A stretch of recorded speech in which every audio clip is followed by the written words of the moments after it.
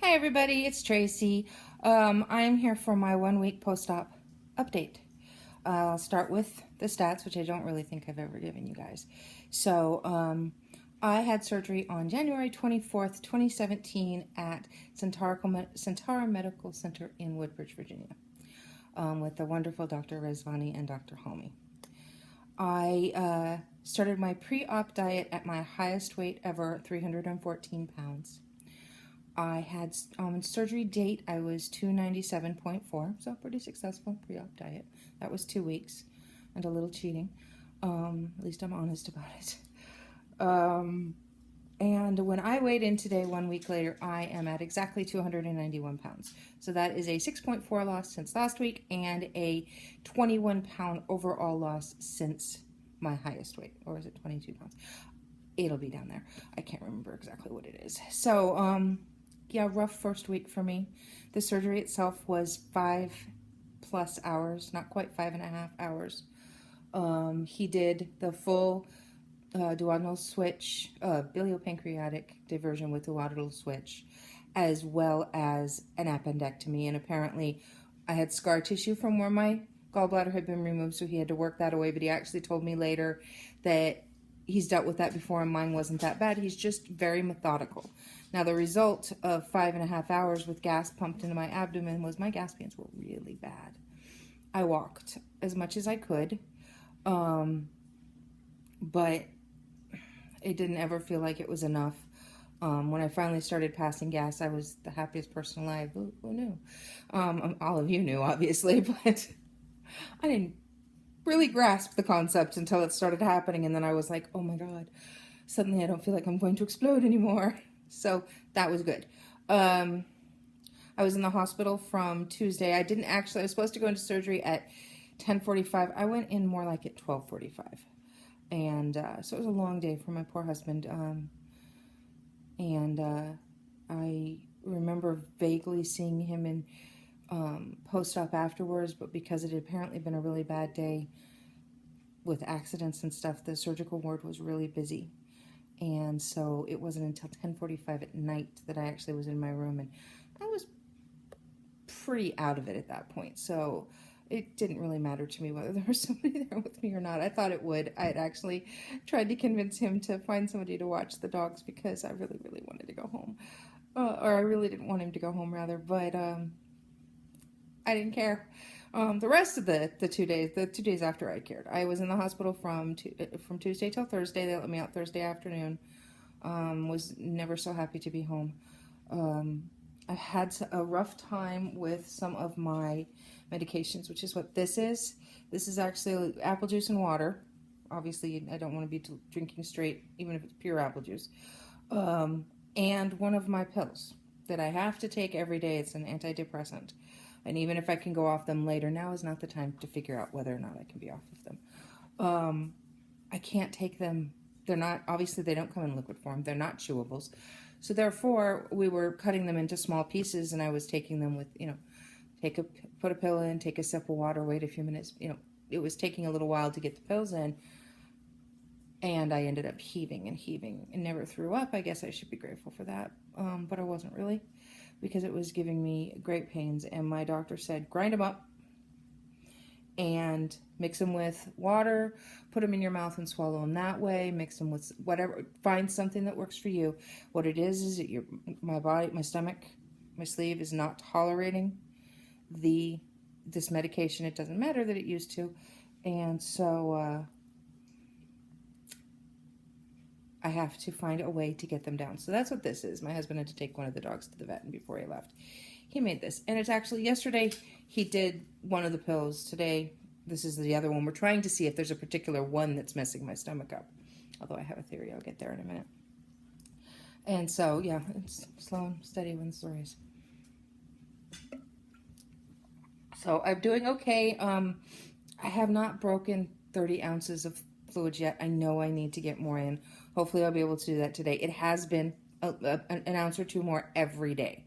So I am getting there. I think I might be being overly critical of myself because I feel like I should be able to do more. But then I look back on like last Thursday when I came home, and that car ride home I laid in the car with my wonderful berry pillow, berry bear that they gave me.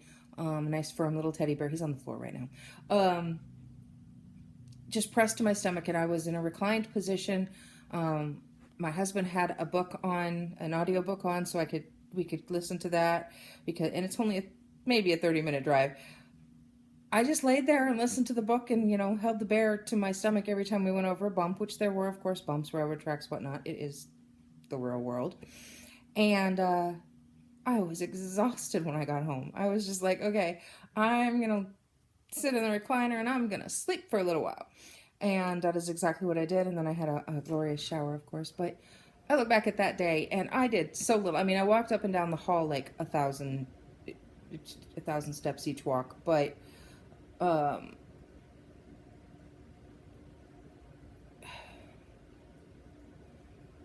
I didn't do very much. I wasn't on my phone. I wasn't on my iPad. I wasn't.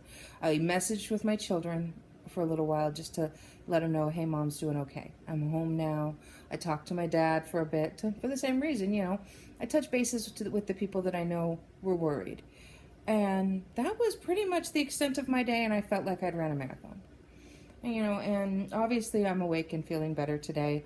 If I'd have made this video a couple days ago, not so good, or yesterday afternoon, not so good. It's my days are up and down, and I guess I thought I was either going to have good days or bad days, and it's not one extreme or the other. It's some parts of the day are good. Usually I have a good morning and I have a good evening, and my middle of the day is not so good, and that's going to make work rough, but I don't go back to work for another week. I've been very, very blessed that my husband, he's been off work since the day of my surgery. He worked the day before just trying to get some stuff taken care of. But he has to go back tomorrow, but he has just babied the hell out of me. I mean, right up to buying me a magic bullet, because he decided that both of us could use it. He'll make protein shakes and stuff in the morning too.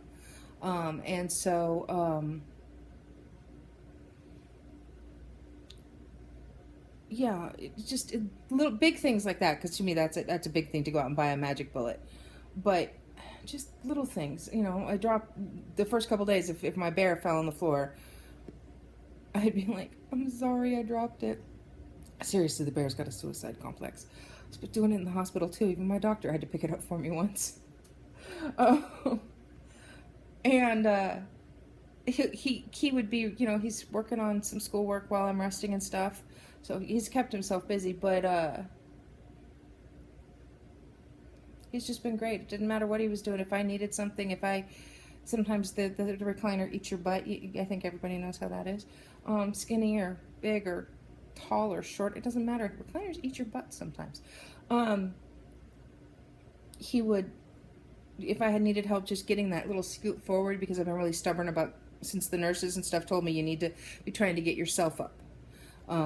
I've been real stubborn about trying to do that. If I have to hold the bear to my tummy because it's hurting, then I will do that. But so it's good. I'm, of course, on the all liquids diet. The most condensed food I've had is a little bit of Greek yogurt yesterday. That went down really well. I was happy for that, because it's nice to have some texture in your mouth as well. Cream of wheat has become my morning friend. I have just a little bowl of cream of wheat, and it feels so wonderful. Oh, I was going to tell you guys my theory with regard to the pill. We all know that after the surgery, everything is swollen. And included in that swelling is the exit to the new stomach pouch. And I think that probably a good portion of my, or at least some of my desire to vomit came from maybe a piece of those pills, no matter how small I was making them, getting stuck in the swollen exit of my stomach, and the only way to get them unstuck was for my stomach to heave. That would unstick them, they could break up a little bit more, and then they could go out. And so yeah, really, really big plus for let's grind up pills or use chewables. So Anyhow, I think that pretty much covers how I'm doing. Sometimes feeling discouraged and frustrated.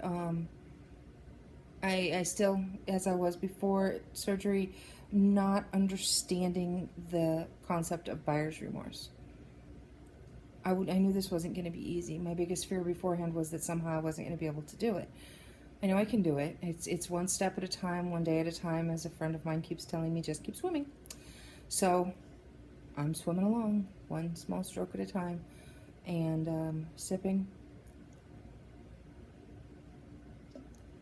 whatever kind of liquid it may be. Sip, sip, sip. I need to make sure that I'm really working on getting more and more fluid in every day, so that hopefully soon I'm regularly getting in that 64 ounces. Anyhow, I just wanted to update y'all, let you guys know how I'm doing, and that's about it for this week. Y'all take care. Bye-bye now.